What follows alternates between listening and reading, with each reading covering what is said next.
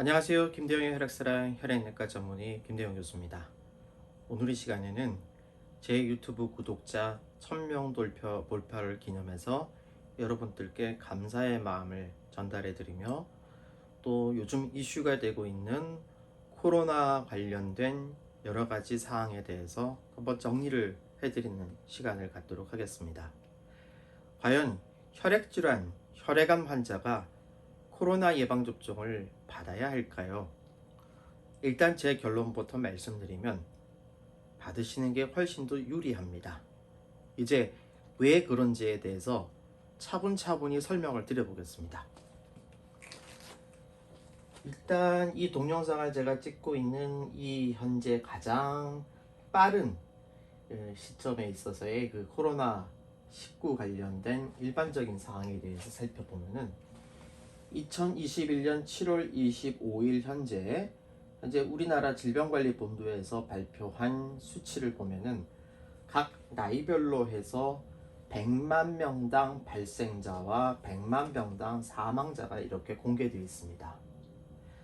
그래서 100만 명당 발생자를 보면은 보통 30에서 39세에 4,010명, 40에서 49세에 3,600명, 50에서 59세에 3,930명, 60에서 69세에 3,700명, 70에서 79세에 2,930명, 80세 이상에서 3,040명으로 보통 100만 명당 3,000명에서 4,000명 정도가 발생하는 것을 알 수 있고, 그래서 전체 인구 대비 나이에 관계없이 100만 명당 3,640명 정도의 환자가 생기고 있는 것을, 누적된 것을 알 수 있습니다.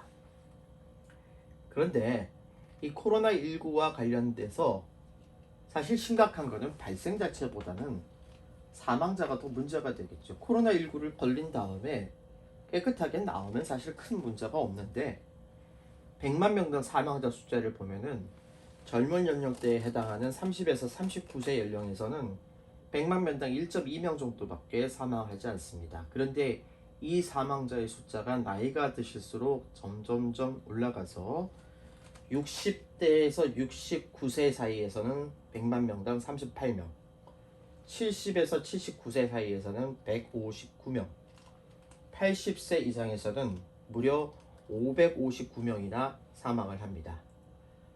물론 이것을 전체적으로 평균으로 했을 때는 모든 연령에서 100만 명당 40명 정도가 사망한다라고 되어 있습니다. 그러면 이것을 여러분 단순히 한번 비교를 해볼까요? 일단 코로나19에서 가장 걱정이 되시는 합병증을 살펴보면은 현재까지 혈액질환과 관련되어 있는 합병증으로는 이 두 가지가 가장 문제가 되는 것으로 알려져 있습니다. 첫 번째는 혈소판이 떨어지면서 혈전증이 생기는 그런 증상입니다. 이 혈전증이라는 것은 혈관 안에 피떡이 생기면서 혈관이 막혀서 생기는 그런 증상인데, 이 혈전증이 어디에 생기냐에 따라서 이제 문제가 좀 심각해질 수도 있고 가벼운 증상이 생길 수도 있습니다. 만약에 팔 다리에 있는 혈관에서 혈전증이 생기면 그냥 팔 다리가 붓는 정도로 끝나겠지만, 만약에 심장이나 뇌혈관 같은 데로 혈전증이 생기거나 아니면 다른 데서 생겼던 혈전이 날아가서 심장이나 폐혈관을 막게 될 경우는 심각한 문제가 생길 수 있겠죠. 뇌혈관을 막으면 중풍이 생길 수 있고, 또 이 심장 쪽을 막게 되면은 심장병, 협심증이라든지 이런 이 심근경색이라든지 이런 것이 발생할 수 있습니다. 이러한 중요한 합병증이 아닌 일반적으로 혈전증이 생기는 빈도를 생겨보면 이것은 물론 경증까지 다 포함해서입니다. 현재 혈소판 감소성 혈전증이 잘 생긴다고 보고되어 있는 두 개의 백신은 아스트라제네카와 얀센 이 두 가지가 있는데, 현재까지 공개된 데이터를 보면은 아스트라제네카 백신은 혈소판 감소성 혈전증이 생기는 빈도가 100만 명당 14.2명으로 공개되어 있습니다. 얀센은 이것보다 조금 더 낮아서 100만 명당 3.2명이 되어 있습니다. 이것은 혈전증으로 사망했다는 것이 아니고 혈전증이 발생한 환자만 이렇게 카운팅이 됩니다. 따라서 이 중에서 일부 환자만 혈전증 때문에 심각한 문제가 생겨서 잘못될 수 있는 거고, 가벼운 환자까지 다 포함을 해서 14.2명, 3.2명 이렇게 빈도가 보고되는 겁니다. 또 이 코로나 예방접종을 맞았을 때 혈소판이 떨어진다고 해서 문제가 되는데, 이 혈소판이 떨어져서 생기는 자반증, 즉 멍이 드는 현상은 어느 정도로 보고가 되고 있냐면, 현재 전 세계에서 가장 빈도가 높다고 보고되어 있는 노르웨이 보고를 보면요, 노르웨이에서는 100만 명당 38명의 환자가 혈소판이 떨어지면서 멍이 드는 그런 자반증이 생겼다고 보고가 되어 있습니다.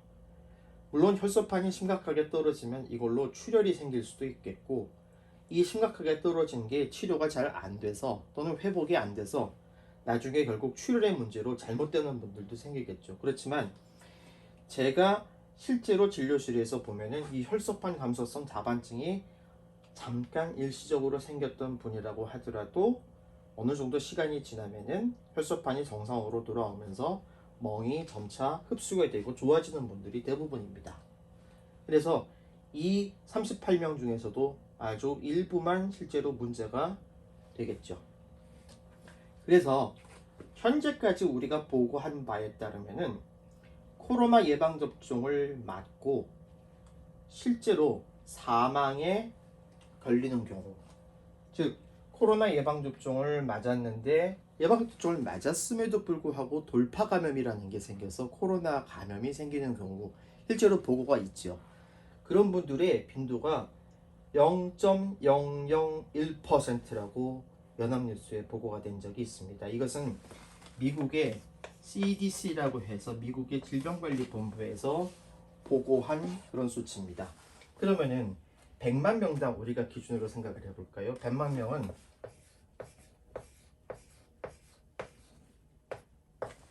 이렇게 되는데, 뒤에 숫자가 퍼센트이기 때문에 공을 3개를 지우고 공을 2개를 지웁니다. 그러면 코로나 예방접종을 맞고 돌파 감염이 생겨서 잘못될 경우는 100만 명당 10명에 불과하다는 겁니다. 실제로 코로나 예방접종을 안 맞았을 때의 전 연령층에서 사망률이 40명 정도가 생겼고, 특히 노인층에서는 이 70대에서 79세 사이가 159명, 80세 이상이 559명인 걸 감안을 했을 때 코로나 예방접종을 맞고 감염이 확 줄어드는 효과도 있고, 설사 돌파 감염이 생겨서 코로나에 걸렸다고 하더라도 그 코로나에 의해서 사망할 확률은 10명으로 이렇게 현저하게 줄어듭니다. 그리고 단순히 수치만 비교해서 보겠습니다. 만약에 코로나 예방접종을 안 받았다. 젊은 사람의 경우에는 사망률이 그렇게 높지는 않습니다. 하지만 젊은 사람도 다른 사람에게 전파할 수 있는 위험이 있기 때문에 코로나 예방접종을 맞는 편이 더 유리하겠죠. 그런데 특히 노인들, 60세 이상에 계시는 분들은 이 코로나 예방접종을 안 받았을 때 코로나에 걸려서 사망할 숫자가 100만 명당 38명, 159명, 그리고 80대 이상에서는 559명으로 이렇게 엄청나게 증가합니다. 이에 반해서 혈소판에 문제가 생겨서 혈전증이 생기거나 또는 자반증, 즉 멍이 드는 확률 자체는 100만 명당 14.2명, 3.2명, 38명이고, 이것은 단순히 발생한 숫자만 얘기하는 거기 때문에 이 숫자 중에서도 일부만 잘못되는 겁니다. 그러면 단순히 숫자로만 비교해 보십시오. 주사를 안 맞았을 때 잘못될 확률, 돌아가실 확률이 100만 명당 작게는 40명에서부터 약 560명 정도까지 사망할 수 있습니다. 하지만 코로나 예방접종을 맞았을 때 합병증이 생길 확률은 100만 명당 제일 높았던 혈소판 감소성 자반증의 경우도 38명에 불과하고, 이들 중에서도 일부만 문제가 생겼고, 혈전증 자체는 2가지 백신 다 10명 안팎입니다. 이 중에서 잘못되는 경우는 역시 이 중에서도 굉장히 소수이겠죠. 저는 여기서 이 수치를 말씀드리고 싶은 겁니다. 여러분들이 코로나 예방접종을 맞고 난 다음에 이런 혈전증도 생길 수 있고 혈소판이 떨어져서 멍이 들 수 있다. 이거를 두려워해서 안 맞으시는 것보다는 맞았을 때 우리가 이러한 감염을 예방하고 사망률을 줄일 수 있는 효과가 훨씬 더 크다고 보여집니다. 즉 주사를 맞았을 때 우리가 얻을 수 있는 이득이 주사를 맞았을 때 문제가 되는 합병증에 의한 손실 득보다 실이 훨씬 큰 경우입니다. 의학에서는요, 모든 경우에 있어서 모든 치료는 부작용이 있고 합병증이 있다고 되어 있습니다. 어떤 치료를 하든지 간에 합병증은 생기게 마련이고 부작용은 있게 마련입니다. 그런데 그 치료를 하느냐 안 하느냐를 결정할 때는 그 치료를 했을 때 우리가 얻을 수 있는 득이 실보다 훨씬 더 큰 경우에 이러한 위험성이 있음에도 불구하고 득을 얻기 위해서 치료를 하는 겁니다. 현재까지의 데이터는 제가 보기에는 득이 실보다 더 커 보입니다. 그렇다면 여러분 맞으시겠습니까? 안 맞으시겠습니까? 그것은 여러분의 판단의 몫입니다. 단순히 수치만 봐서는 제가 봐서는 분명히 이득이 있어 보입니다. 하지만 그래도 각자가 고민하셔서 결정하셔서 안 맞겠다고 결정하시는 분들이 있겠죠. 자, 그러면은 오늘의 주제인 이 혈액질환을 가지고 계시는 분들에 대해서는 어떻게 제가 권유를 드릴 것인가? 혈액질환을 가지고 계시는 분에 대해서 코로나 예방접종을 받을 것이냐 말 것이냐, 어떤 경우에 권유를 하고 어떤 경우에 피할 것이냐, 또 어떤 주의사항을 우리가 권고해 드릴 것이냐에 대해서는 이 동영상을 찍는 현재 시점에서는 아직 권고안은 없습니다. 그래서 제가 여태까지의 경험을 바탕으로 해서 저의 개인적인 견해를 말씀드립니다.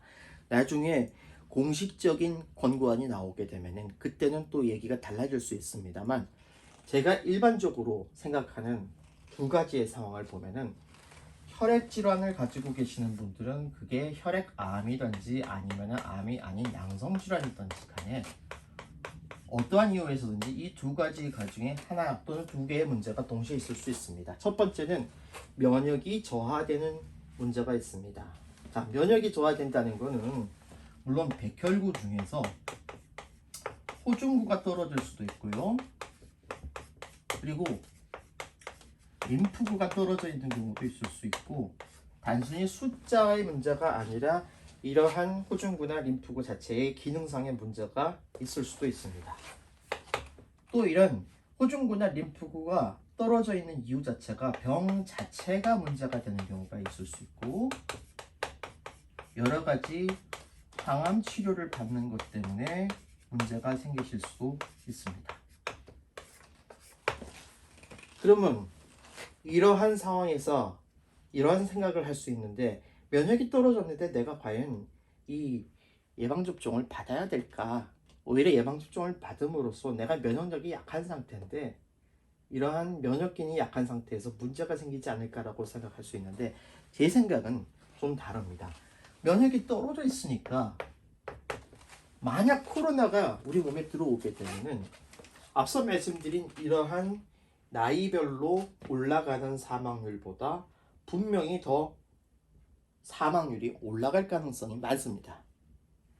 만약에 이 60대에서 69세가 38명, 70에서 79세가 159명, 80세 이상이 559명이 사망했다면 최소한 제 생각에는 적어도 혈액 질환에서 면역이 저하되어 있는 분들은 이거의 1.5배에서 크게는 저는 5배까지도 더 높다고 생각을 합니다. 물론 이 수치는 제가 생각한 거고 구체적으로 이런 데이터가 있는 건 아닙니다. 그러면 우리가 코로나 감염에 걸렸을 때 이러한 사망률이 이 혈액암 환자들에게 있어서 더 높아질 수가 있다면 더 적극적으로 항암 치료 또 또는 질환 자체에 대해서 면역력이 떨어져 있는 상태에서 코로나 예방접종을 맞아서 그러한 코로나에 대한 코로나 바이러스에 대한 면역을 가지고 있는 게 더 유리하다는 겁니다. 물론 어떨 때 맞아야 되느냐, 어떤 상황에서 맞아야 되느냐, 어느 시기에 맞아야 되느냐에 대해서는 병별로 환자분의 상태에 따라 다 다를 수 있습니다. 저는 개인적으로 림프종에서 치료하시는 분들 중에서 리툭시맵이라는 약을 맞고 계시는 분들은 이 리툭시맵이라는 약 자체가 비림프구에 문제를 일으키는데, 비림프구가 저하가 되면은 몸에서 이 예방접종을 맞고 난 이후에 항체가 생기는 것을 좀 억제시킬 수가 있어서 이 리툭시맵을 맞는 분들은 되도록 이 맞고 난 이후에 최소 3주에서 1개월 이후에 이 예방접종을 맞으시라고 권고를 드립니다. 하지만 이건 뭐 절대적인 건 아니고요. 여러분들의 병 상황에 따라서, 여러분들의 이 신체 상황에 따라서 여러분들을 치료하고 계시는 담당 교수님과 상의하셔서 가장 적절한 시기를 골라서 예방접종을 맞으실 것을 권유드립니다. 두 번째는 혈소판의 문제입니다. 이 혈액질환 가지고 계시는 분들은 혈소판이 떨어져 있는 경우가 많습니다. 이것도 역시 병 자체가 혈소판이 낮아져 있는 경우도 있고, 여러 가지 항암 치료를 해서 혈소판이 낮아져 있는 경우도 있습니다. 그러면 혈소판이 낮은 분들은 항상 걱정을 하는데, 예방접종을 맞으니까 이렇게 혈소판 감소성 혈전증이나 혈소판 감소성 자반증이 생기는 그런 빈도가 있다고 하던데, 그럼 내가 혈소판이 낮으니까 더 위험하지 않을까, 이런 생각들을 하시는데, 현재까지 나온 결과로는 혈소판이 낮다고 해서 이러한 혈전증이나 자반증이 더 잘 생기는 것은 아니고요. 또 혈소판이 정상인 분이라고 해서 이러한 합병증이 안전하다는, 합병증으로부터 안전하다는 그런 어떤 근거도 없습니다. 그래서 혈소판 수치에 관계없이 예방접종을 맞으시는 것을 권고를 드리는데, 단 주의하실 점은 만약 질환 자체의 문제나 항암 치료의 영향으로 인해서 혈소판이 떨어진 분들은 이 예방접종 자체가 혈소판이 일시적으로는 좀 떨어지는 경험이 있는 것 같습니다. 그리고 이 주사를 대개는 피부 주사로, 피하 주사로 맞게 되는데, 피하 주사로 맞게 되면은 아무래도 혈소판이 낮은 분들은 멍이 잘 들겠죠. 그래서 예방접종을 맞고 난 이후에 보통 다른 분들은 5분 정도 꼭 누르라고 말씀을 드리는데, 저는 혈소판이 낮은 분들은 그보다 더 오래, 최소한 10분에서 15분, 20분 정도는 꼭 누르시라고 권유를 드리고, 만약에 예방접종을 맞고 난 이후에 혈소판이 떨어지면서 생기는 멍이나 출혈 같은 게 있을 때는 바로 병원에 오시라고 해서 검사를 해보고 적절한 조치를 취하는 게 낫다고 그렇게 생각을 합니다. 자, 정리하겠습니다. 혈액질환 또는 혈액암을 가지고 계시는 분들에게 코로나 예방접종을 맞으라고 권유를 드릴 것이냐, 현재까지의 코로나19의 발생 상황을 보면은 100만 명당 발생자가 보통 한 3,000명에서 4,000명 정도, 사망자는 나이가 올라갈수록 그 사망자가 점점 올라가는 것으로 되어 있는데, 특히 60대 이상에서는 38명에서부터 80대 이상의 559명까지 굉장히 많은 숫자의 일반인들이 코로나19로 사망하는 것을 알 수 있습니다. 이에 반해서 합병증의 빈도는 혈소판 감소성 혈전증이 아스트라제네카 같은 경우는 14명, 얀센 같은 경우는 3명 정도가 발생한다고 되어 있기 때문에, 혈소판 감소성 자반증도 노르웨이에서 가장 높다고 알려진 수치 38명을 우리가 비교해 보면은, 이러한 합병증이 생기는 분들이 이 정도고, 실제로 이 중에서 일부 환자들만 잘못되는 것을 우리가 고려했을 때, 이러한 사망률하고 이런 합병증의 단순한 수치 비교를 하더라도 득보다 실이 더 크다는 것을 알 수 있습니다. 그래서 이러한 합병증이 생길 수는 있지만, 이러한 합병증 때문에 맞지 못하시는 것, 맞기를 주저하시는 것은 이제 어떤 곰팡이가 무서워서 장 못 따는 거하고 비슷한 상황이 아닐까라고 생각합니다만, 결정은 여러분들께서 이 수치를 보시고 논리적이고 이성적이고 합리적으로 생각하셔서 판단하시기 바랍니다. 그리고 혈액질환을 가지고 계시는 분들은 면역이 저하되어 있을 수 있고 혈소판이 감소되어 있을 수 있는데, 면역이 저하된 분들은 이 병 자체나 항암 치료에 의해서 떨어지는 경우가 있겠고, 면역이 저하되어 있기 때문에 코로나19가 몸에 들어오면은 앞서 말씀드린 것보다 훨씬 더 높은 사망률이 올 수 있기 때문에, 저는 가급적이면은 맞기를 권유드리고 있고, 맞는 시기에 대해서는 여러 가지 복잡한 변수들이 있기 때문에 담당 교수님과 꼭 상의를 해서 적절한 시기를 정해서 맞으시기를 권고드립니다. 혈소판 감소증이 있다고 해서 혈소판 감소성 혈전증이나 자반증과 같은 합병증이 더 생긴다는 그런 보장이 없기 때문에 혈소판이 낮은 분들도 맞는 것이 낫다고 생각하지만, 혈소판이 낮으면은 아무래도 이 멍이 잘 들 수 있고, 주사 맞은 부위뿐 아니라 다른 부위에서도 멍이 더 생길 수 있기 때문에 주사를 맞은 이후에는 오랫동안 꼭 누르시고, 그리고 주사 맞고 난 이후에 멍이 들거나 어떤 문제가 있을 때는 담당 교수님의 진료를 받아서 적절한 조치를 취하시기를 권고드립니다. 예, 오늘도 혈액질환으로 치료받으시는 저희 환우분들과 그 가족들의 건강과 행복을 기원합니다.